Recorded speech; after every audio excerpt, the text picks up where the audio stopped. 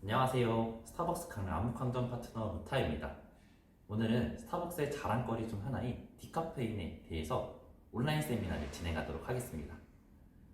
먼저 디카페인은 카페인이 95% 이상 제거된 커피를 이야기하는데요. 저희가 카페인이 잠을 쫓아줄 때 고마운 존재이기도 하지만 밤에는 부담스러운 존재이기도 합니다. 하지만 이 스타벅스에서는 이 다양한 음료를 디카페인으로 즐길 수 있는 게 강점 중에 하나이죠. 근데 카페인은 줄였지만 맛의 차이가 거의 없는 게 디카페인의 자랑인데요. 카페인은 쓴맛이 주로 납니다.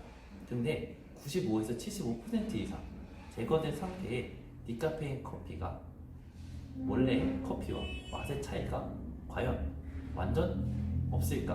라는 궁금증으로 이번 주제를 준비하게 되었습니다. 오늘 디카페인에 대해서 디카페인의 기원과 디카페인의 공정에 대해서도 알아보고 하우스 블렌드와 디카페인 하우스 블렌드를 테이스팅 해보면서 정말 맛의 차이가 느껴지는지 그런 시간을 갖도록 하겠습니다. 오늘 비교 테이스팅에 사용된 추출기구는 커피 프레스기인데요. 커피 프레스기에 대해 잠시 설명드리겠습니다. 가진 원두와 뜨거운 물만 있다면 언제 어디서나 손쉽게 커피의 맛을 즐길 수 있는 장점이 있습니다. 또한 원두와 물이 직접적으로 닿아서 추출이 되기 때문에 보다 원두의 맛을 직관적으로 느낄 수 있는 장점 또한 갖고 있습니다. 이때 원두의 굵기는 굵은 소금과 같은 굵기로 마스터 그라인더 15번으로 갈아주시면 되는데요. 그 이유는 그물망을 통해서 원두와 커피와 커피 가루를 분리하기 때문에 굵은 소금과 같은 굵기로 갈아주셔야 됩니다. 또한 물과 커피 가루의 비율은 1대 18의 비율을 지켜주셔야 되는데요. 이렇게 이 비율을 지켜주셔야 커피가 적정 양으로 추출이 되어 맛있는 커피를 마실 수 있습니다. 오늘은 전 양쪽 프레스기에 20g의 원두를 넣어 두었고요. 이쪽이 디카페인 하우스 블렌드, 이쪽이 디카페인 하우스 블렌드 양쪽에 담아 두었습니다. 그럼 뜨거운 물을 개양을 한 뒤에 원두가 20g이니 360ml의 물을 붓도록 하겠습니다.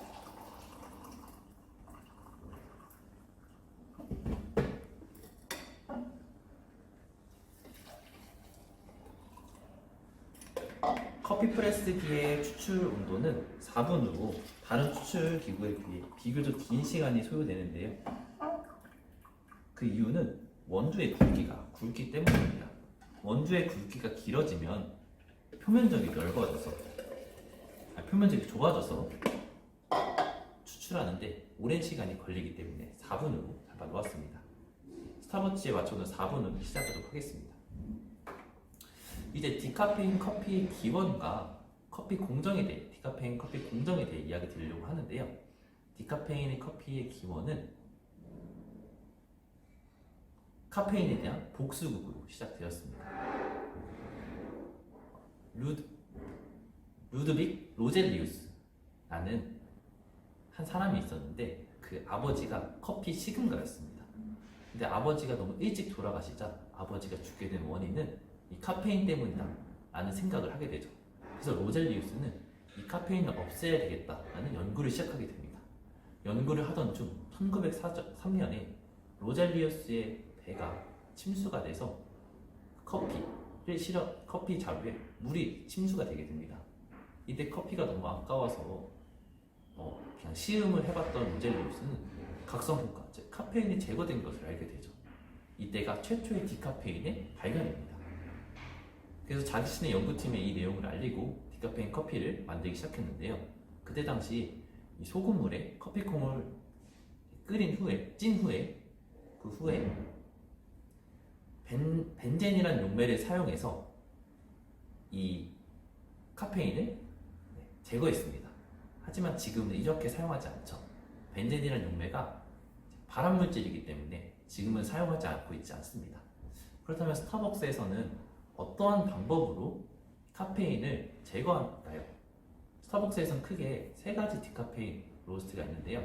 하나는 오늘 준비한 디카페인 하우스 블렌드, 디카페인 코모도 드래곤 블렌드가 있고 디카페인 스마트라 블렌드가 있습니다. 이 세 가지 모두 각각 다른 디카페인 공정 방법으로 카페인을 제거하고 있습니다. 먼저 오늘 준비한 하우스 블렌드는 직접 접촉식이라는 방법을 사용합니다. 먼저 이 세 가지 모두 물을 사용해서 이 카페인을 제거를 하게 되는데요. 이 물과 함께 딸려오는 용매에 따라서 이 세 가지 방법이 다르게 되는 것입니다. 이 바닷물에 빠졌던 이 원두가 카페인이 없어졌던 이유도 카페인이 수용성이기 때문에 가능했던 일인데요. 모두 이 물을 기초로 사용해서 사용하는 용매에 따라 방법이 나뉘게 되는 것입니다. 다시 한번 직접 접촉식으로 돌아가서 이 직접 접촉식은 물과 염화메틸렌이라는 용매를 사용하게 됩니다. 이 물과 염화메틸렌이라는 용매를 넣게 되면 이 카페인 성분이 염화메틸렌과 함께 붙게 되죠. 이 용매와 카페인을 씻어낸 후 한 번 더 불려서 다시 한 번 씻어내면 염화메틸렌이 거의 남지 않게 됩니다. 이 약간 남아있던 염화메틸렌마저 로스팅 과정 중에서 모두 날아가게 되는 것이죠.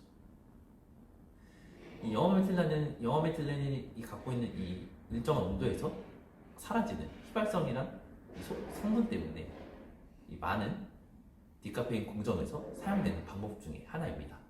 두 번째는 스위스 워터 공정입니다.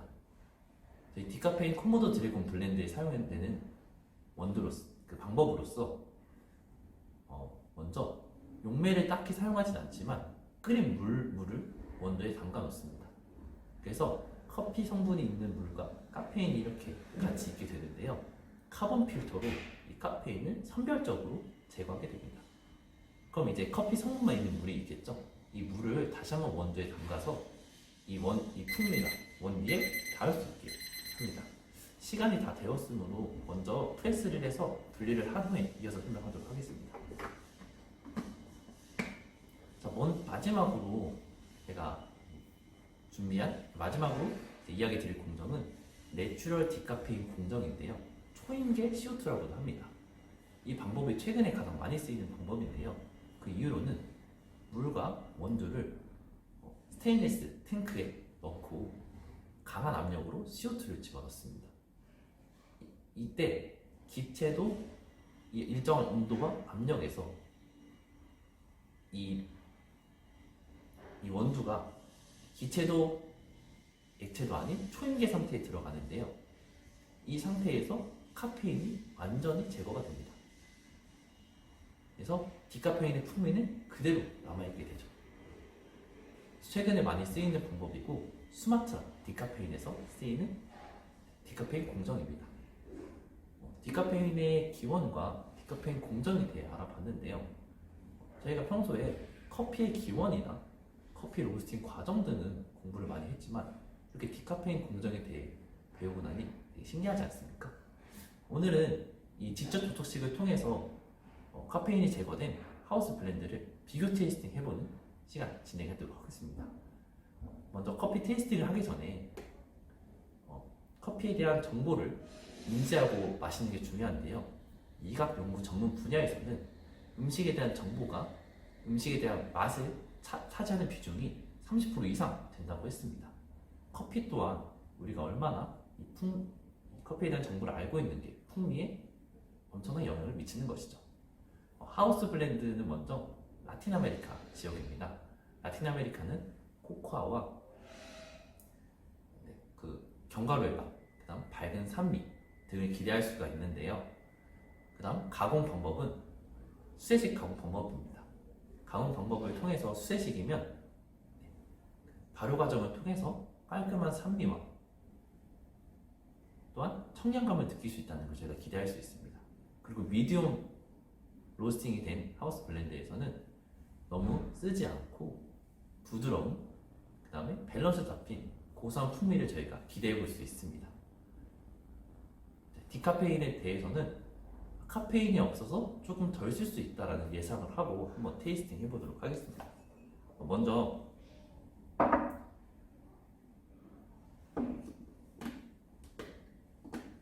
디카페인 블렌드를 따르도록 하겠습니다. 그리고 하우스 블렌드를 따르도록 하겠습니다.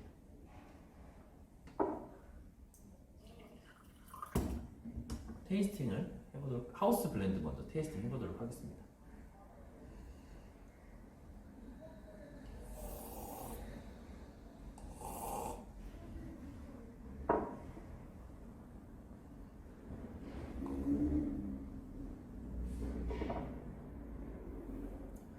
두 음료 모두 테이스팅 해보았는데요.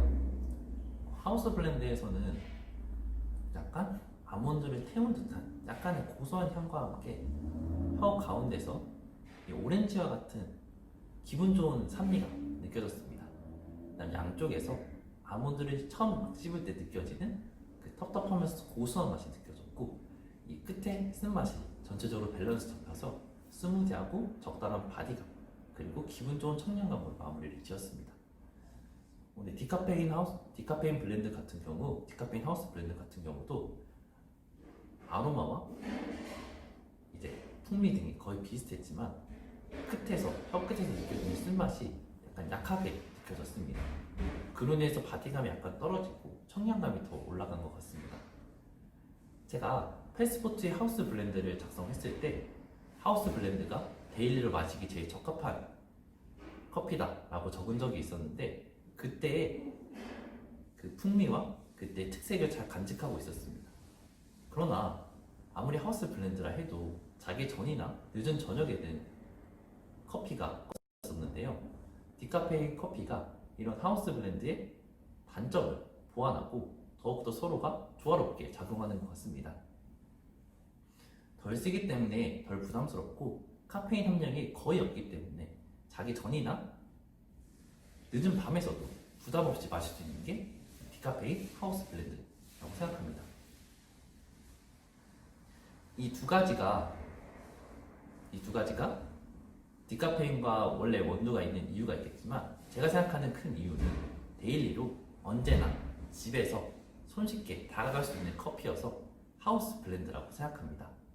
여러분들도 집에서 마시고 있는 커피를 찾고 계신다면 이 하우스 블렌드로 아침, 점심, 식후, 잠들기 전에 언제 어디서나 부담 없이 이 두 가지를 그때그때 필요한 시간에 맞춰서 커피를 즐겨보시는 게 어떨까요? 네.